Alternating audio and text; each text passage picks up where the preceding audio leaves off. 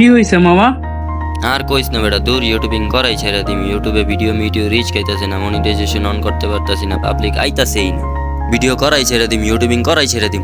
দূর, এত তাড়াতাড়ি হাল ছাড়লে হবে? জিনিসটার সাথে লাইগা থাকতে হবে। কেমনে লাইগা থাকবো? ভিডিও ভাইরাল হয় না, কি লাইগা থাকবো? আর ভাল লাগে না। এই যে বোতলটা নে, ফ্লিপ কর। দূর বেটা, এটা হইবই না। চেষ্টা করে দেখ, হইতেও তো পারে।